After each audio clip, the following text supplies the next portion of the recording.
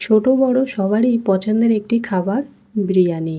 তাই জন্য মা তাড়াতাড়ি করে ফেললো হাঁড়ি ভর্তি বিরিয়ানি। আসসালামু আলাইকুম এভরিওয়ান, কেমন আছেন সবাই?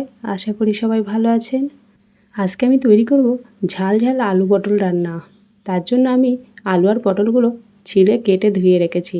আর এখানে কড়াইটা বসিয়ে আলুটা প্রথমে ভেজে নেব।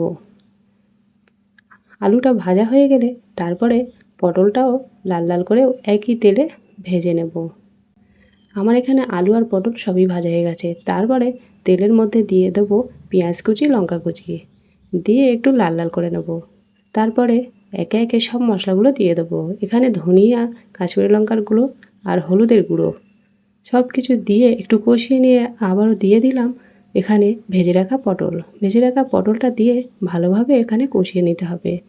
তারপরে মশলাটা যাতে জ্বলে না যায় সামান্য একটু পানি দিয়ে আবার একটু কষিয়ে নিলাম।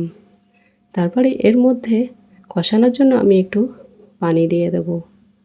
এই পানিটা ফুটে ফুটে যখনই কম হয়ে যাবে আর সুন্দর করে কষিয়ে নিতে হবে। আমি এখানে ঢাকনাটা দিয়ে দিলাম। তারপরে আমি এখানে লঙ্কা কুচি আর পেঁয়াজ কুচি দিয়ে বরবটি রান্না করব। এখানে বরবটিগুলো দিয়ে দিলাম, দিয়ে একটু ভালো করে কষিয়ে নেব যাতে ওর কাঁচা গন্ধটা চলে যায়। তারপরে পটলটা কষানোর জন্য যে পানি দিয়েছিলাম অল্প একটু, সেটা শুকিয়ে গেছে। তার মধ্যে আলুটা দিয়ে দিলাম। দেওয়ার পরে ভালো করে একটু নাড়িয়ে চাড়িয়ে মিশিয়ে নিলাম। তার মধ্যে দিয়ে দিলাম ঝোল। তারপরে বরবটির মধ্যে লবণ, হলুদ, এরপরে দিয়ে দিলাম ধনিয়ার গুঁড়ো। দেওয়া হয়ে গেলে সব মশলাগুলোর সাথে বরবটিটা আবারও সুন্দর করে কষিয়ে নেব। কষানো হয়ে গেলে তার মধ্যে পানি দিয়ে দেব। তারপরে বরবটিটা ভালোভাবে সিদ্ধ করেই নামিয়ে নেব।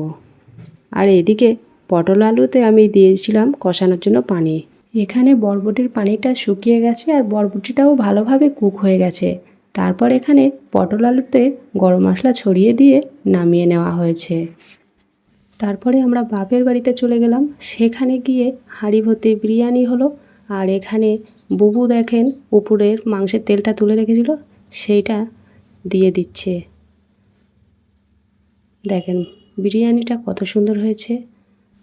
এখানে অনেকটা বিরিয়ানি আছে, প্রায় 4.5 কেজি চালের বিরিয়ানি ভাত। এতটা বিরিয়ানি করা সবার পক্ষে সম্ভব না। এই বিরিয়ানি ভাত বাচ্চারা তো বেশি পছন্দ করে, তারা চেটে পুটে খেয়ে নিল, এতটাই সুন্দর হয়েছে। তারপরে এখানে দম দেওয়ার পরে বুবু এদিকে সবার জন্য ভাত খুলে দিচ্ছিল। তো আজকের ভিডিও এই পর্যন্ত। সাবস্ক্রাইব করে পাশে থাকবেন। ভালো থাকবেন, সুস্থ থাকবেন।